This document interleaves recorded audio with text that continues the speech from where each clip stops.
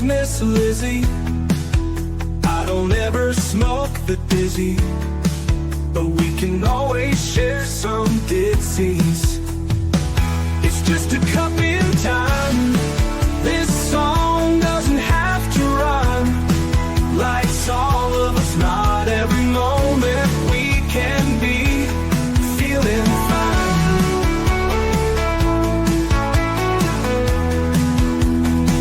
I wanna share a moment, just a second if you will, maybe even a cup of thrill. We could share this performance. It's tea time, come sit with me. Good morning, people. Miss Liz in the house. That's right. It is a morning tea time. So this is a special tea time. I want to thank everybody for tuning in and joining us this morning. We have a guest coming all the way in from Malta. That's right. Christopher Mannino is here, and we're going to be talking about his book, Making It Up. That's right. We got a lot of good things going on this morning. And his tea is resilience, perseverance, and empathy. We are going to talk about those three words as well a little bit later in the show, and some goodies that are coming this fall that we're going to talk about as well. So we got a lot of goodies. But before we get started, you guys know how Miss Liz rolls. Get over to all those platforms: Facebook, TikTok, Instagram, LinkedIn, Blue Notes, Blue Sky, Lemonade, Clapper, all those good platforms. Give those a like, follow, and subscribe. Those tea times are on there as well. Check out the podcast apps: Podbean, iHeartRadio, Listen Notes, Spotify, all those good platforms. And the ones I haven't mentioned, Miss Liz is on those ones as well. So check those out. Give those a like, follow, and subscribe, and get these tea times out there because they do make a difference for all the guests and for somebody who resonates with the stories. Also, jump over to babyboomers.org. Miss Liz is partnered with them. And if you're looking for something different that Miss Liz doesn't offer, there is over 50 different podcasts over there as well. So you can also get yourself featured on some of those podcasts if you're looking to be featured on different podcasts as well. So check out babyboomers.org. Let's get started with disclaimer and then a beautiful intro. And then we're going to get Christopher in here, and then we're going to spill some tea, and we're going to share his book about making it up. Disclaimer for Miss Liz's Tea Time live show. Miss Liz's Tea Time is a global platform dedicating to sharing real life stories, diverse perspectives, and meaningful conversations that inspire awareness, healing, and connection. I'm Miss Liz is going live using StreamYard. Before leaving a comment during the live broadcast, please grant StreamYard permission to display your name at StreamYard.com. Please be advised that all the content brought forward during any Tea Time show is presented in good faith. However, discussions may include opinions, beliefs, and perspectives that do not necessarily represent the views of Miss Liz or the Tea Time platform. Information shared by guests is based on their own experiences and is perceived to be accurate at the given time of airing. All guests, viewers, and participants are responsible for using their own good judgment when considering any action or decision that may relate to these discussions. Some episodes may cover some sensitive topics, including but not limited to trauma, abuse, grief, mental health, and other emotionally triggering subjects. Listeners' and viewers' discretion is strongly advised. Tea Time with Miss Liz is an open discussion forum designed to offer insight, inspire awareness, and create connection. It is not a substitute for professional, medical, legal, or therapeutical advice. If you require professional support, please seek assistance from qualified or trusted resources in your area. If you have any questions regarding this disclaimer or the content of the discussion, you are welcome to contact me, aka Miss Liz, directly at my email at bookingmissliz@gmail.com or visit my link tree at Miss Liz's Tea Time. By choosing to participate in, comment on, or view these live shows, you acknowledge and accept this disclaimer. Your participation is entirely voluntary. I, Miss Liz, welcomes you to join the conversation with an open heart. And if at any time you feel this platform is not right for you, I respect your wishes and decision and welcome you back whenever you are ready. Tea Time with Miss Liz is serving truth and awareness one cup at a time. Well, welcome to Tea Time with Miss Liz, where stories invite us to think deeper, dream bigger, and reconnect with the timeless truths hidden inside imagination, history, and the human experience. Today's guest brings together mythology, philosophy,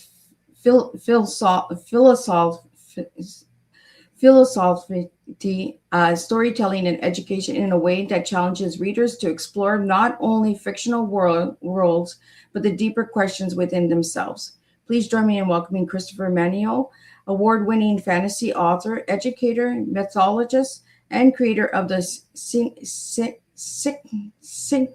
Wielder Secrets series. I'm going to get him to pronounce it in case I'm mispronouncing it.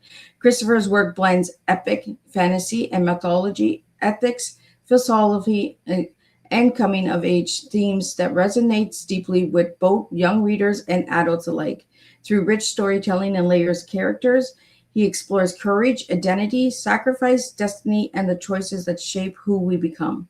As both an educator and a storyteller, Christopher believes stories have the power not only to entertain, but to awaken curiosity, reflection, empathy, and critical thinking. Today's Tea Time will explore mythology and modern storytelling, fantasy as a reflection of humanity, identity, courage, and self discovery, philosophy, and ethics through fiction, the enduring power of imagination. Christopher reminds us that stories are more than escape. Sometimes they are maps, helping us better understand ourselves and the world around us. So grab your cup and join us for a thoughtful and imaginative conversation filled with wisdom, creativity, and real life tea, truth, experience, and awareness. And let me get Christopher in here and let's spill some tea. Welcome, Christopher. Hello, thank you so much for having me, Miss Liz.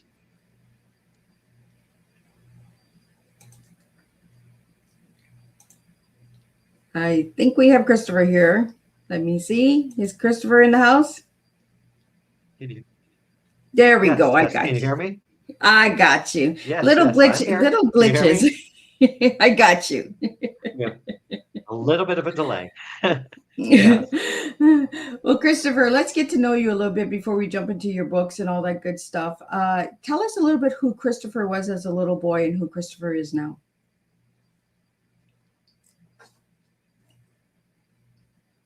absolutely. Well, I was just Chris as a little kid, but I will say that I have wanted to write for as long as I can remember. When we were very young, when I was very young, and my family, we were living in Western Massachusetts in the Berkshires, and my family moved out there. I must have been about 8. And I remember for a long time, I struggled to make friends. And my friends, for lack of a better term, started to become fictional characters. I started just devouring books. And it was about that time that I knew I really wanted to be a writer. I was just reading everything. I would go through book after book after book. And of course, there was no cell phones and there was no internet. And it was, a little bit of a different time. And we lived in the woods in the middle of nowhere. Um, so maybe, there's a part of me that sees my kids now and sees how they still want their tablets and their TV and things like that. And we really do try to limit it. But I always gravitate towards those imaginative stories and that imagination and that creativity. So me as a little kid was just filled with imagination and wonder and looking at things differently. And I think that as I became older, especially when I became a parent, by the time my son was old enough to start going on walks with me, and I actually was a former teacher and I left teaching to become a stay-at-home parent. I was working double the hours for half the pay, as most teachers do, that my wife was working. And so we decided that it would be me who stayed home with the kids. And we had first our son, and then we eventually had a daughter as well. And they were for about 7.5 years. I was just a stay-at-home parent, and it was wonderful. But I really wanted to instill in my kids this belief that in the imaginative, in the creative, we would go and look for dragon prints. We would talk about, where are the giants hiding? And a lot of that ended up coming up later, both in my fiction and now in my nonfiction.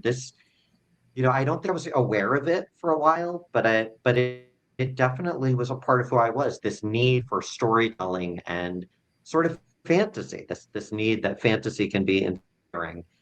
It hasn't really left me. I'm wearing a Lord of the Rings bluey mix shirt right now. Like it's exactly who I am. The same little kid who loved fantasy and imagining, still loves that today as an adult.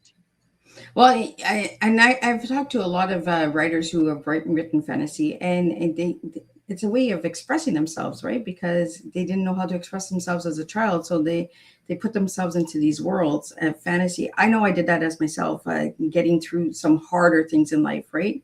I'd go into like an Alice in Wonderland little thing and have my little adventure with the bunny rabbit, and that. Did you find yourself doing that at a young age? Absolutely.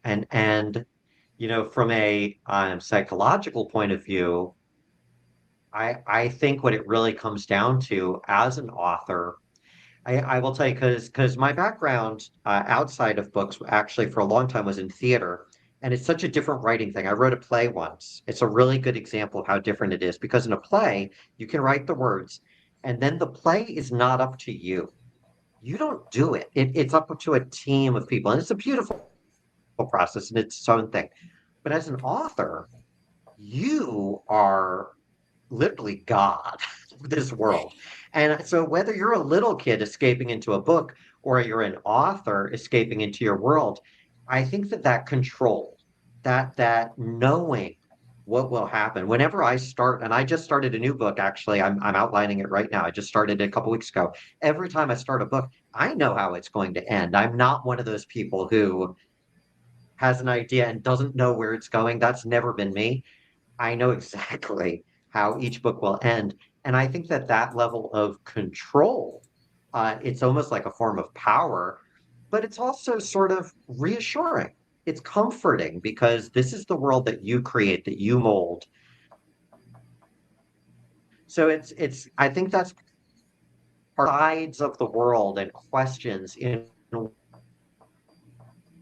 ways that I don't think there's any other medium that quite gets there, that allows you to look at things and think about things differently. Like one of my series coming up, I will talk about later, but the idea behind these three books is so simple. It's basically like, what if all nature was manufactured? That's the idea. And boy, does it lead to some interesting discussions. And I was actually talking out the books with my kids. What would this look like? What does this mean? If this is an idea, what does that open up? And I think that really stretches your mind in new ways. It lets you kind of analyze things a different way than any other medium. I really do believe that. And it brings good conversation to the children, right? Because you get their point of view as well. Because you might see it as this way, but then when you talk to a child will see it completely different. And then you'll be like, oh, I never thought of it that way.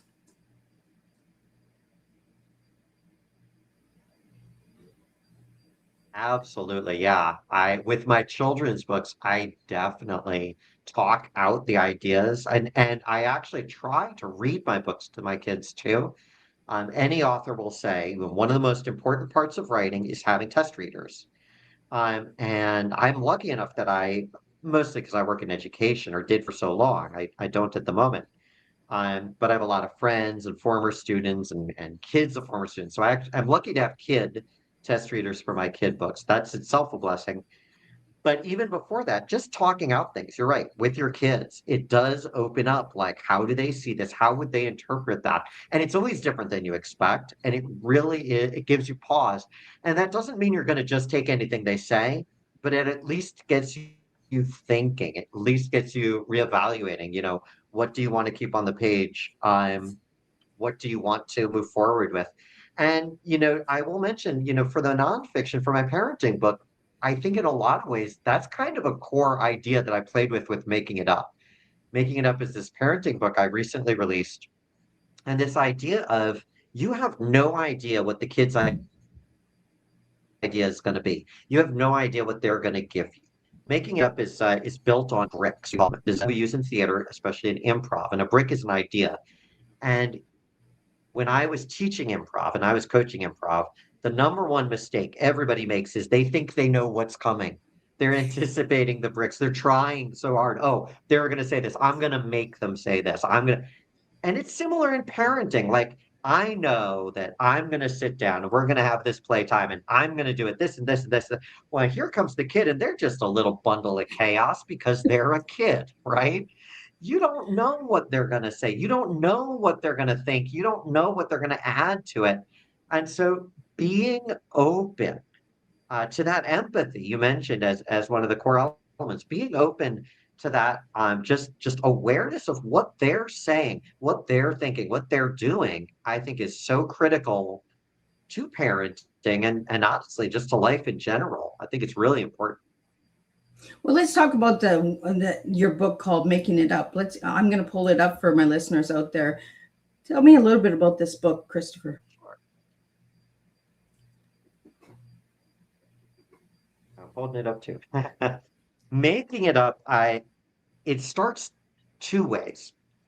So about 3 years ago, I'm a Bluey fan. I'll go back a little bit. I've got this was a Bluey shirt the kids gave me for Christmas one year. It's really funny because it's Bluey mixed with Lord of the Rings, which are two of my favorite things. But 3 years ago or so, there was a woman, and I don't remember the publication. I want to say Newsweek, but she went in the magazines. This was a mother, and she was complaining about Bluey is bad, was her kind of piece, because it sets unrealistic expectations of parents. It's impossible parenting, and yet they're showing it in this show that the kids are watching. It was making her feel bad as a mom. And so all of the little Bluey fan groups, and I was in a couple of these, were all sharing this article and we're discussing it and talking about it. And I talked about this with my wife, and my wife just looks at me and it's like, "You're a writer, A, and B, people don't realize what's happening in Bluey because Bluey is so based on theater. Almost every single episode is just an extended improvisation. And people don't realize that if they don't have a theater background. So she's like, "You know how to parent this way. We parent this way, and you're a writer. Come on, Chris, write the book." So I did. And I started talking about like how can we parent this way? But the other genesis of the actual method, I really goes back to a deeper thing. Because as I was writing it, especially as I started editing it with the editor, I realized that a lot of this for me and my own parenting style actually really started long before that with the pandemic. And obviously, the pandemic is, you know, dystopia that we all lived through and we all were there. We all were trapped. And, like it was so stressful. And my son had been in school, my daughter had just been born. And suddenly, school's closed. The world is realistically closed. And I'm back to teaching, which I hadn't been expected to. I'm suddenly homeschooling, and I'm also trying to, I'm seeing the news daily. I'm reading these horrible stories. We have no idea when this is going to end. The shopping center where we were, the police were handing out the toilet paper because they were worried people were just going to storm it. It was like, how do you deal with all that and raise the kid? Because the kid is a sponge. My son was, I want to say like 5 at the time. He was just absorbing everything. How do you keep him excited, happy, resilient? How do you keep him persevering when you feel like, God, I'm in the middle of the end of the world? That's what it feels like. The movies have all come true. And that was the other key for making it up. What I realized that I was doing sort of accidentally is I was dipping into my own background as an actor. And there's this thing that if you've heard of method acting, that actors are trained to do, and this has been around for well over 100 years, but it's called emotional recall. And the way it works is you tap into a memory, a real positive memory of something that happened to you.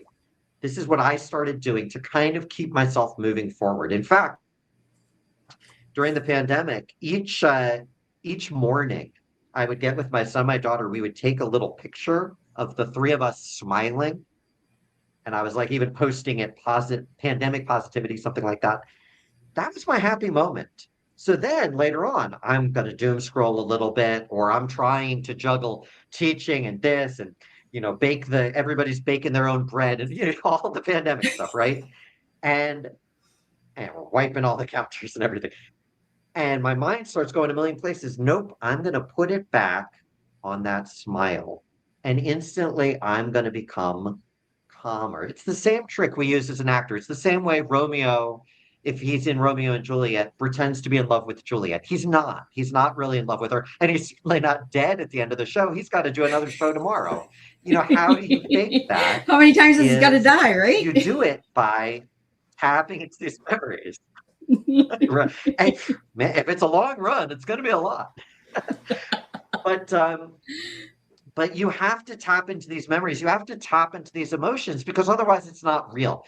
And, you know, actors, whether they're the most professional seasoned actors or they're new actors, they're constantly looking into ways. This is a trick we use as actors because you have to keep it fresh. You have to keep it real because once it's fake for you, once it's a lie for you as an actor, then it's an instant lie for the audience. They will check out. Same thing with a parent. If you are stressed as a parent in real life, guess what your kid is? They're stressed. If you are sad, your kid is sad. And so like, and if you're angry, if you had a hard day at work, you know, your boss yelled at you or you didn't make your quota or whatever, and you come in and you're trying to play with your little kid and that's on your mind, that's what the kid picks up. And they pick up that you're mad at them and it's their fault. And maybe they didn't meet their quota and they don't even know what a quota is and so on. And so it's so critical for you to kind of go into this with that empathy and that perseverance. Yeah, that's how the book comes about. Sorry, that was a long answer, but that's how it comes from those two things. The Bluey style improvisation is one pillar, and then the method acting style, what I call the anchor, is the other. And together, it's a beautiful method, and it genuinely makes a difference with your kids and in your life. Well, I want to talk about a little bit about that book because in the book, you have where I want to get over here. Stop dodging meltdowns and start chasing dragons 10 minutes a day. What's the 10-minute a day exercise? So if you're doing what I call it, the making it up method. So if you're doing the method, it takes 10 minutes a day every day. And what it is for 10 minutes, you're giving this absolutely active playtime. This goes back to that Bluey idea. The mom who is complaining, this is impossible. No, it's not. A. And B, what she's seeing, because every episode of Bluey is 7 minutes long. What she's seeing is 7 minutes of concentrated playtime. Both parents in the show have jobs. Both parents in the show have lives outside the kids. And I love that you get to see that every now and then, even though it's through the kids' point of view, even though it's a show for kids, the parents watching it see these little glimpses of a mom and dad's other kind of world.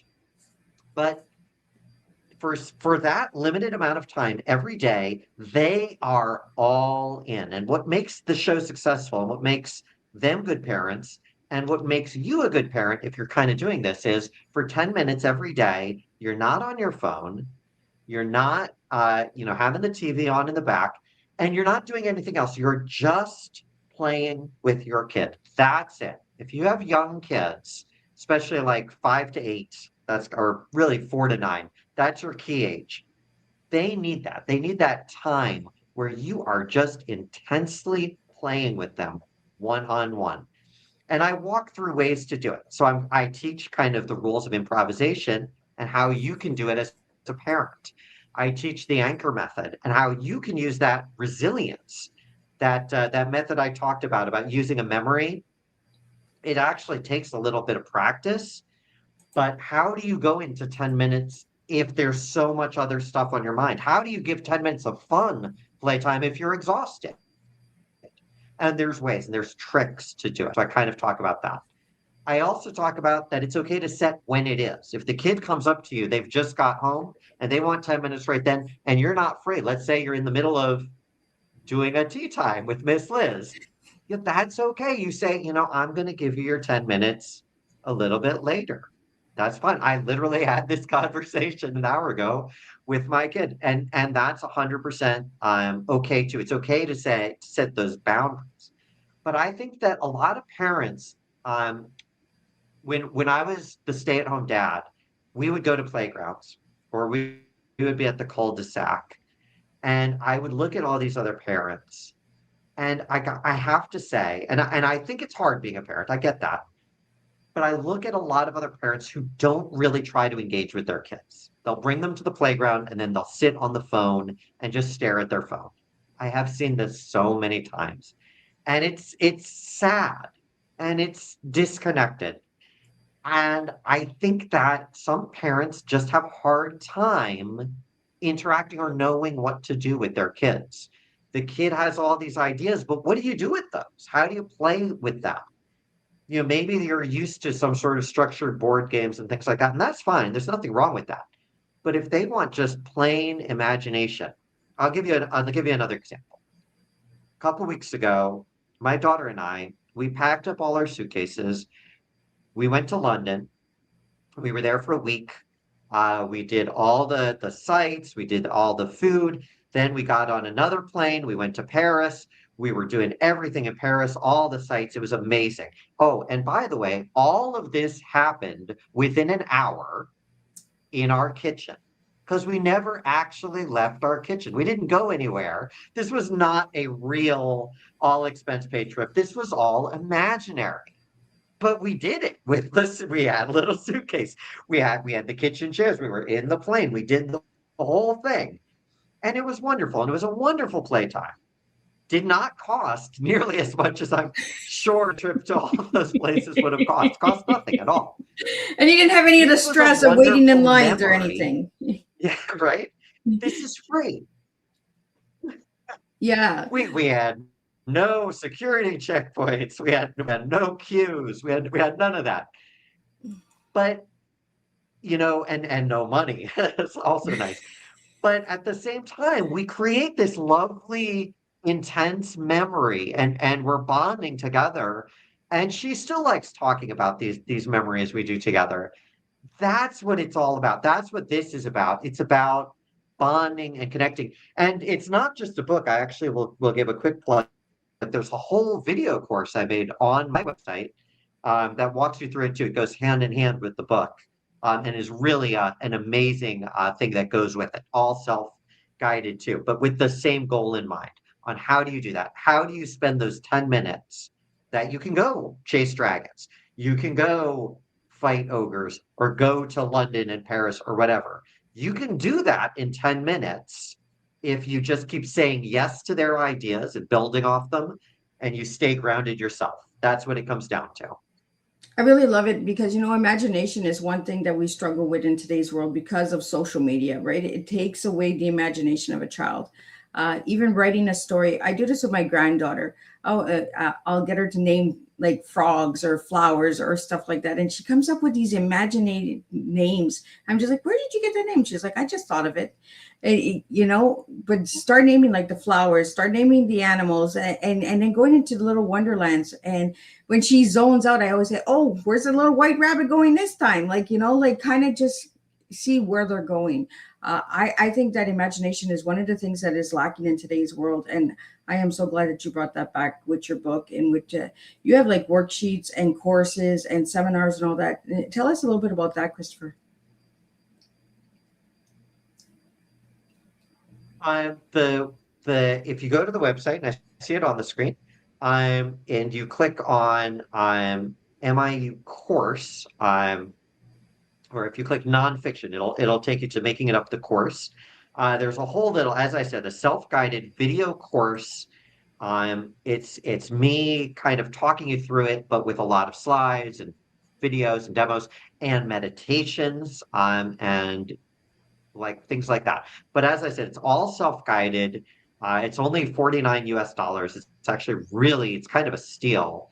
And it includes the ebook. So if you get that, you get the ebook too, which itself is like, I think at the moment, $15. But it goes hand in hand. You don't need the book to do it, but it goes best. I have a parent right now, actually a parent here in Malta, who I just had there was a big parenting conference here. For those who don't know Malta, Malta is a very small country. It's basically a city-state. So when there is a convention or something, the whole country kind of comes together. And there was a lovely parenting event over 3 days. This was just a couple weeks ago. At any rate, there's this mother who right now is both reading the book and doing the courses. She was actually just talking to me about this recently, about how she really appreciates that the course, it goes hand in hand with it. She's trying to do them at the same time. You don't, but that's a great way to do it. And that she could read it, but then she could see how to do things more. And it had just so much more examples. And it really was helping her. She has a son, and it was just helping her apparently with the son feel more connected and more engaged. I got to tell you, everybody who's done it just loves it. So yeah, that's basically what the course is. It's the same method that's in the book, but just kind of explained in a different format. Walks you through it with videos, with some meditations, which are really helpful. Yeah, that's basically it. But it's really good. It is a really good thing. It took me about 3 months to make the course, so very proud of that. Christopher, let's talk about the bricks to use anchor. What's that about?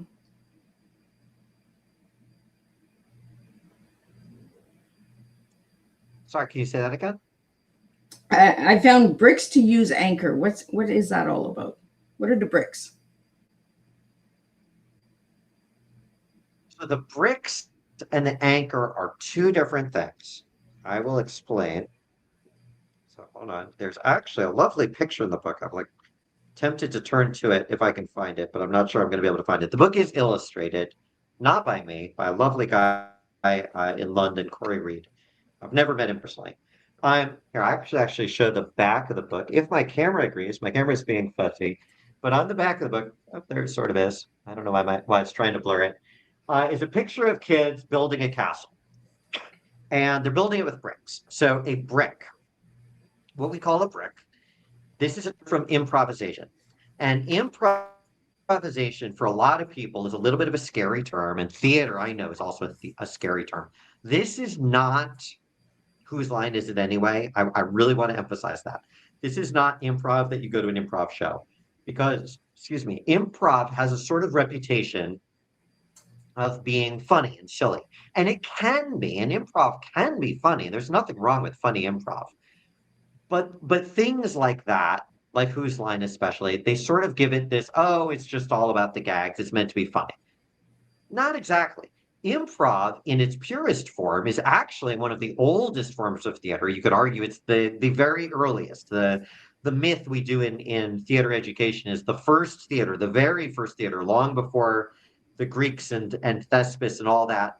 The very first theater is caveman comes home from the hunt, and cave woman is like, where have you been? And instead of answering out loud, he acts out the spear and hunting the mammoth, whatever. Obviously, nobody knows if that really happened, but that's just an improv. And improvisation is something you're making up on the spot. But to do improvisation with other people, it involves bricks. And a brick is an idea. It is a unit. A brick is anything. And it is the smallest unit possible. If you're cooking or you're doing whatever, and the kid wants to play with you, and the kid walks in and says, Dad, I'm flying. Help me find the dragon. He has given you more than one brick. You are Dad. Now, that might be who you really are, but he didn't have to say that. That's a relationship. That's a brick. I'm flying. He's flying. That's a brick. We know that he is flying. He's looking for a dragon. That's a brick. So he gave you 3 bricks. Ideally in a scene, and to go back to that picture of the castle they're building, ideally in a scene, what happens is you and everybody else, if usually they're done in 2 partner things, they're putting bricks one at a time so that the tower goes up. I used to teach high schoolers for years. I taught high school theater, and when we started improv, I would actually draw a similar picture to that. Because everybody who would try to do these 2-person scenes would go in and they would either have all the ideas or none of the ideas. The scene doesn't go up. The tower doesn't build. This is the secret to Bluey as well, to go back to Bluey. Why does Bluey work? Because they're using bricks all the time and they're saying yes. There's a specific episode of Bluey, Joe Brum, the creator, he's very versed in theater. He knows what he's doing. As does the whole team. And I've met a number of them. They're wonderful people on this. But there's this one episode in particular called Octopus. It's a first season episode, but it may be the episode where he kind of acknowledges it the strongest and breaks the third wall. Because this is an episode that doesn't take place in Bluey's house. It's in the friend's house. And they're trying to figure out why they can't play like Bluey. Why is it failing? And at the end, the kind of realization, the climax is, wow, well, we keep saying no to each other. What happens if we say yes? That goes to those two words that are at the core of improv. And if you're familiar with improv, you know these two words are, of course, yes and. But what does that mean? It means you accept a brick, that's what yes is, and you build on it. That's what and is. To build a tower, Dad, I'm flying. Yes, I am Dad. Yes, you are flying. Yes, you are looking for a dragon. And my jetpack doesn't work. Like I was just thinking off the top of my head. I would need other ones, but like I've instantly built on top of that. Yes, we're looking for the dragon, and my jetpack doesn't work. Oh, your jetpack doesn't work. Let's go to the mechanic first. And suddenly something starts happening. Play starts turning into play. It starts building. It starts growing a life of its own. This is the beauty of theater. They do it so well in literally every episode of Bluey, and that's what I wanted to teach. That response to the mom saying this is impossible. And I think that parents who aren't familiar with improv, especially, don't know that this doesn't have to be improv is not just for the stage. And it's not just something that you go to see and laugh at. These skills, because when I do playtime, I'll go back to that one with my daughter where we went to France and England, and we never left the kitchen. It was not funny. We actually weren't laughing. It was a pretty serious thing. Improv does not have to be funny. What it has to do is it has to build. When I was teaching theater, I had a lovely improv troupe, wonderful kids, about 10 kids each year. But there was this one year I remember was one of the highlights of my teaching career. We were just after school. It wasn't a performance, but we were practicing and we did this improv, and it ended up being 2 hours, the same story, a full story with little subplots and characters. And it had its funny moments, but it was not that funny. And how? How do you keep building? The trick is you keep saying yes. You keep saying yes and then building. So that's what a brick is. Sorry, that was my long answer to what a brick is. The anchor is the other pillar of making it up. And I think this is part of why this is such a revolutionary thing, because there's been some people who've looked a little bit at improv and how improv can help kids. I haven't really seen anything about improv as a parenting skill. I think that's very new and very revolutionary. But this other pillar makes it even more revolutionary and more unique, because the other pillar of the making it up method is the anchor. The anchor is that emotional resilience. That is that memory I mentioned earlier. That is how I got through the pandemic. So we're back to that example. Dad, I'm a dragon, I'm flying, or I'm looking for a dragon, I'm flying. You're in the middle of thinking about, oh my God, I just got this, $500 bill that I can't pay, or oh my God, my boss just yelled at me, or whatever, right? Or oh, did I forget to take the trash out? You're here. You're over there. He's here. How do you get here with them? How do you get present? Because theater in general and improv especially does not work unless you're present. And I think that's true of active parenting in general. Those 10 minutes a day do not work if you're not actually there mentally. You can be there in the room and not there mentally. You can be there in the room and be on your phone even if you're not looking at it. That's not active parenting. So how do you get active? How do you stay there emotionally? That's the anchor. And one of the things I encourage for those who do the course is I actually have these guided meditations where I will walk people through it. And I think that does help. But the anchor is finding a memory that is real like not something made up, that is recent. And I always have an anchor that is less than a month old, always. And I don't do anything in life. I actually want to emphasize this. I do have some people who come back to me with the anchor. I had a one reader who was talking to me recently, and she loves making it up with her kid, but she said, I got to tell you, I use the anchor a lot more than in parenting. I was like, yes, you should, because this can help you in everything, whether you're giving an interview or you're at work or you're talking to a spouse or you're on a date or whatever's going on in your life, that ability to just kind of recenter yourself. It's the same trick that study. There was a study a couple of years back that faking a smile makes you happier. And like nobody fully knows why. It's the same thing. Going into that happy place, if you will, almost like that fantasy escape, going into that happy memory will make you calmer, will make you happier. Right now, I will share my memory, my anchor is from just 4 days ago. So it's very recent. It was on this very chair. My daughter was homesick from school, spent the whole day home. And we were upstairs here in my office, and she asked to go on my lap and for me to spin her around. It's one of those chairs that swivels. And so she spun me around, and then she started kind of going up to my cheek and blowing raspberries. And we both just started laughing, and we couldn't stop laughing. That's it. That specific moment of laughter feels so good. I can picture it. I can basically feel it in my mind. That is my anchor. That keeps me centered no matter what else is going on or what stresses come my way. That's how I dealt with the pandemic. That's how I deal with parenting. So those are the two pillars of the method, the bricks and the anchor. Well, let's get into a little bit of mythology. What got you into that, Chris? Hmm. I have always loved myths. Excuse me. I think I think it's the same thing about seeing the world differently and through an imaginative lens.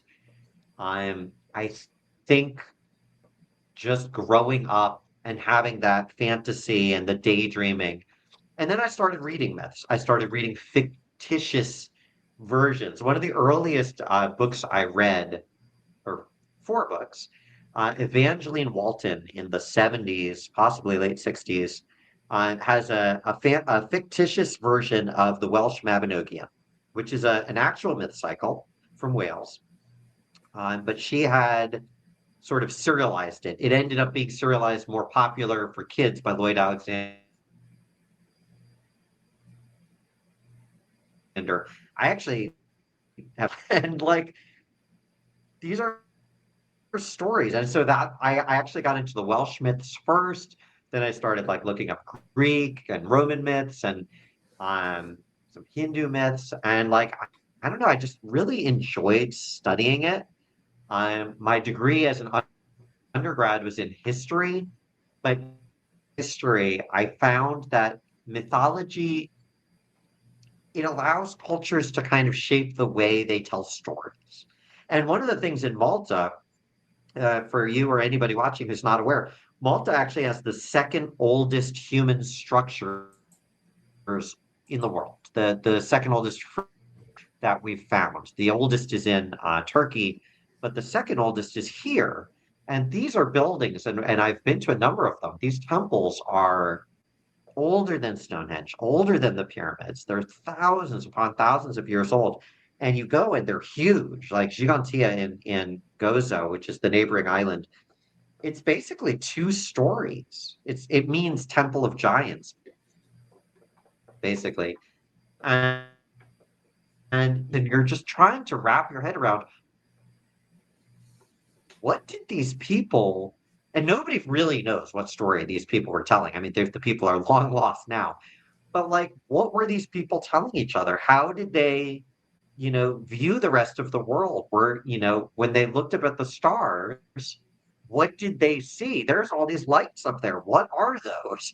What's that big circular light that keeps changing shape? the fact that the moon is basically another world, for lack of a better term. It really is another world that orbits ours and changes shape every night. If you're an ancient person, like that's really mind-boggling.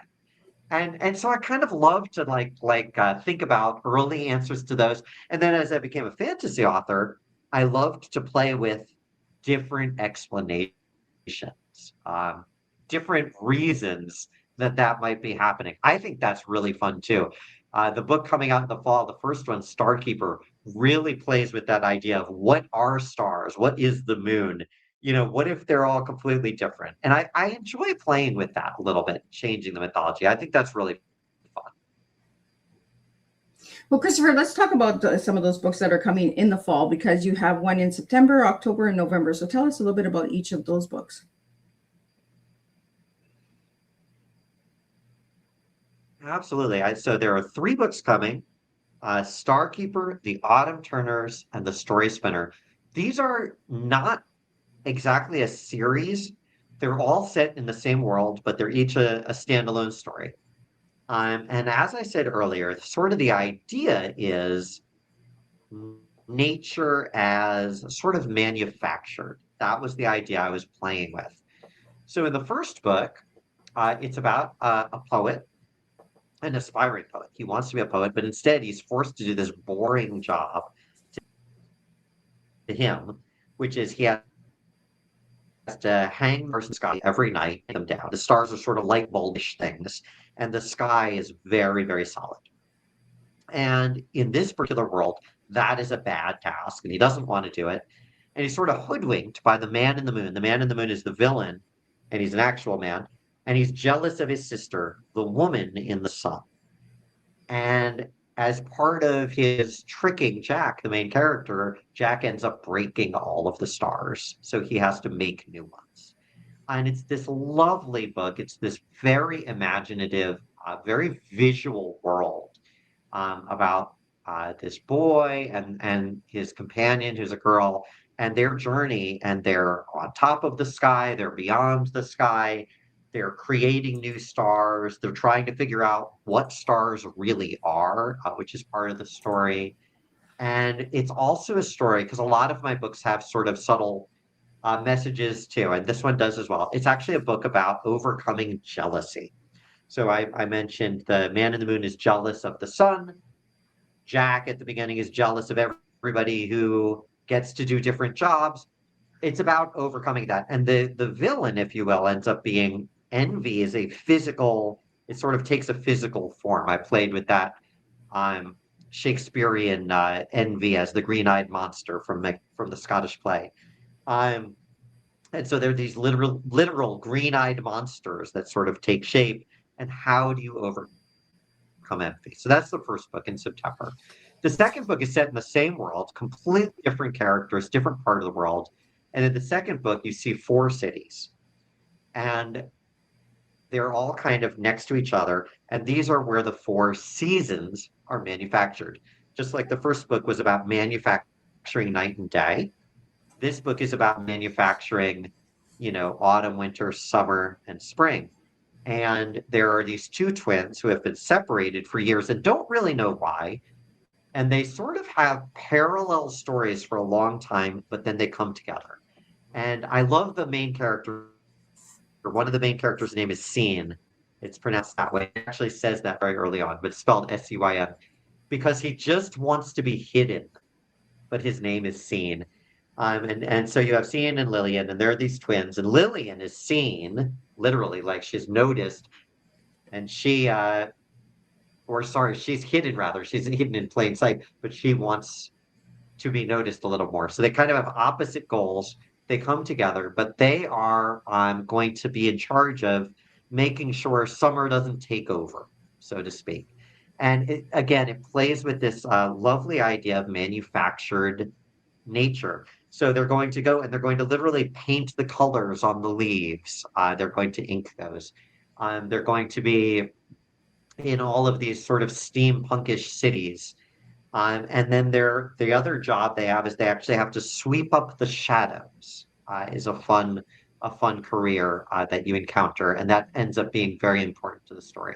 Again, a beautiful story. Actually, of all of the middle grade books I've written, Starkeeper and Turners, the children who have read them, those two are always tied as kids' absolute favorites.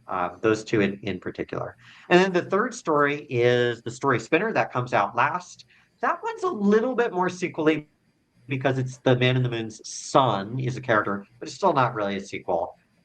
This one will sound familiar.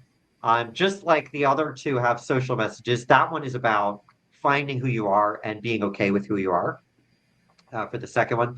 The third one is about um, it's a little bit of a social commentary on screen time and engagement. You mentioned that that was a big part of my parenting style. So the villain, so to speak, in this one is the dolls, and they're spreading through screens and they're taking all the stories. And so there's this girl, and she's a story spinner. Her job is to spread stories. She literally lives where the ocean ends, which is such a neat idea to play with. So the ocean ends, giant trade. So I just kind of played with that. The ocean is manufactured, all nature is manufactured. Stories are manufactured. What does that look like? How does that look like? And so I played with the idea that stories are carried along by fireflies, and that she has to kind of re-spread the stories to stop Uko's son, who's angry about what happened in book one, from spreading these dolls, from spreading the screens. And so I'll admit it's a little bit more social commentary than the other two, but it's a delightful kind of whimsical adventure through these worlds. And yeah, I'm really proud of all three. They've been written for years, but this was the time to release them. They're all coming out this fall. Yeah. And you can also read about that on the site too. Well, I want to talk about, because you mentioned screen time, and you have your connection without screen time. A lot of people are stuck on their screens. How do we get them off the screens and into the real world?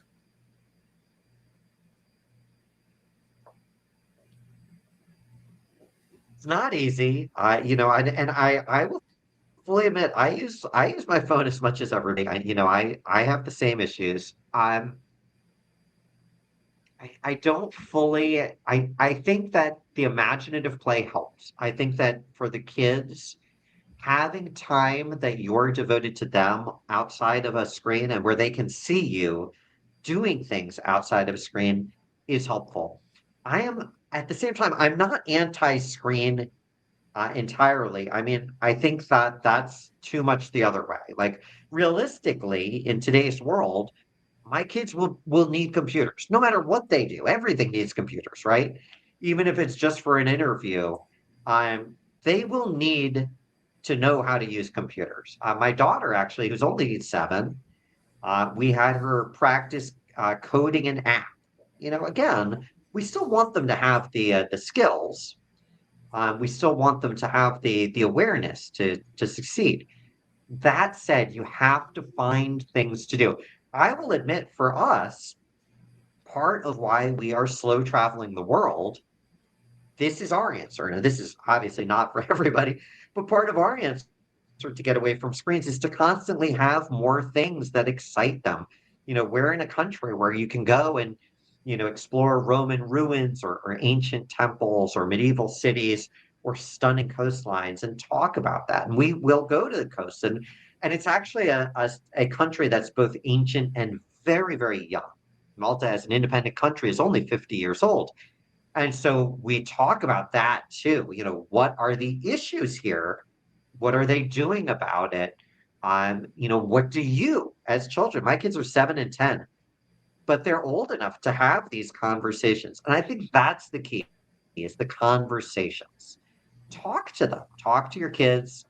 To get you as an adult off of screen time, I think you just got to make the effort and go and really make an effort to go somewhere new and go try something new. I know I do that. And that's something I would encourage everybody to try. I'm seeing some comments pop up, and that looks fun too. Well, we have a question here for you from Todd, and it is, what's next for you? Any upcoming projects or books we should watch for, besides the ones we mentioned that are coming in the fall? Oh my gosh. So when I try to explain to people how productive I am, it's this is a little bit of my neurodiversity, but I wrote 30 books in the past decade. Now, granted, 10 of them are picture books, but 20 of them are not. So I did just release a free novella on Royal Road. Give that a try. If you're on Royal Road, that's absolutely free, and it's fun, and it's funny, and it's very silly. It's called Parent Quest. Um, that was one of my newest. But next for me, I'm always writing. Um, and I have a lot of books on the back burner. My last agent sadly left the business, so I am in the market for a new agent, but hopefully that gets resolved. And I'm in discussions with another nonfiction book about travel. Obviously, traveling with the kids is something we do. So we were talking about that with the publisher of that book.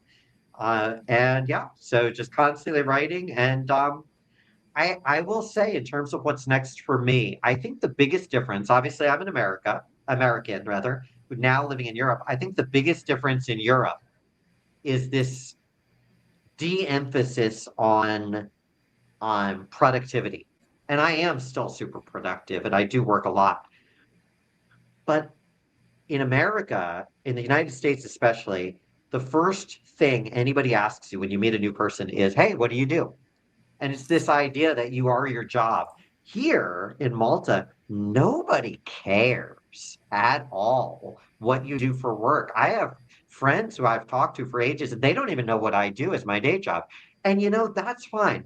And so that idea of what is coming next. Well, I am writing more books. I just started a Bridgerton style fantasy, a romantasy, which is really fun. I've got other books in the works.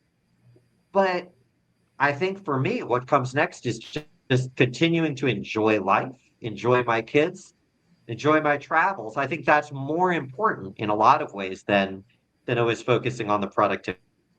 I like to remind myself that. I like that you're talking about travel because our 3 o'clock show that's coming in, we're going to be talking about traveling. So I love that the two guests always align together. For some reason, the universe does this and they just put my guests together. They're booked at different times. And I just love that you're talking about travel, Christopher, because the next guest that's coming at 3 o'clock is going to be talking about travel. So we have a question here from Profit Power. If you could leave the viewers with one message today, what would it be, Christopher?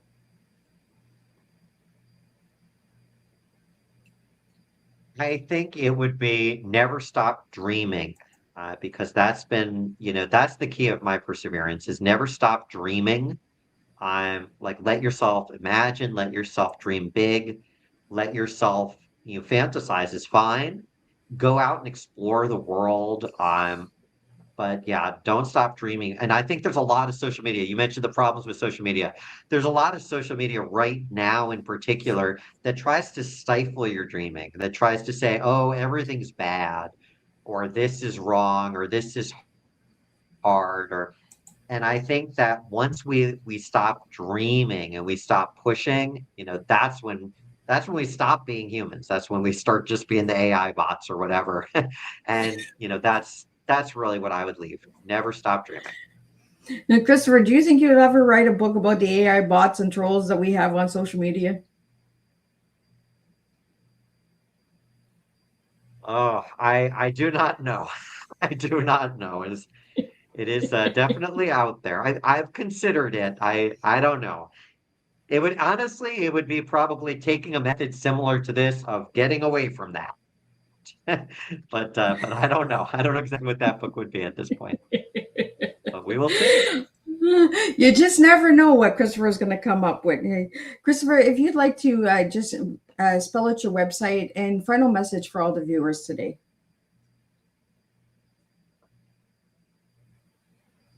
Absolutely. So it's on the screen too, but it's just my name is the website ChristopherMannino.com. ChristopherMannino.com. That's it. Thank you so much for having me, Miss Liz. Really appreciate it. And your final message for everybody today. I know you said never stop dreaming, but what is your final message for the parents out there?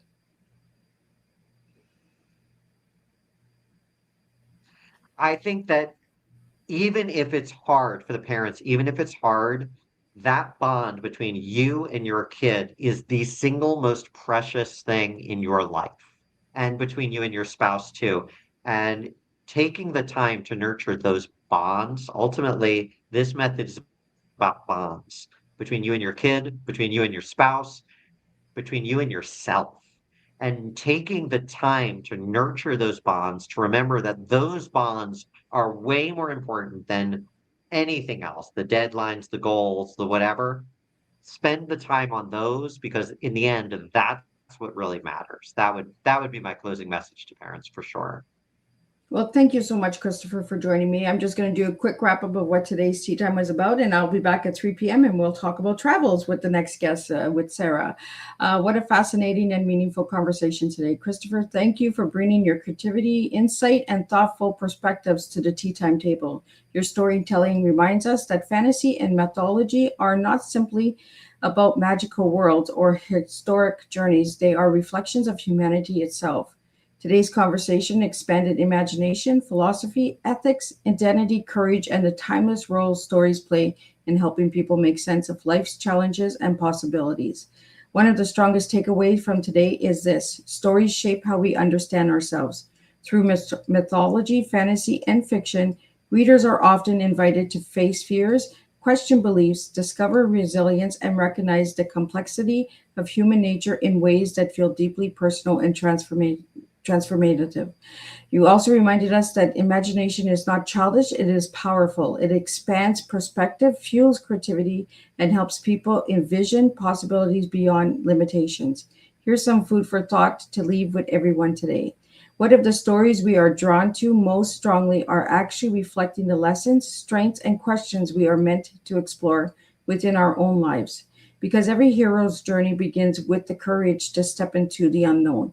Thank you, Christopher, for continuing to create stories that inspire thought, wonder, and meaningful reflections. Until next time, keep sharing stories that awaken imagination, keep exploring the deeper questions, and keep serving real life tea, one conversation at a time. And I'll see everybody at 3 p.m. with the next tea time, and we'll do this all over again.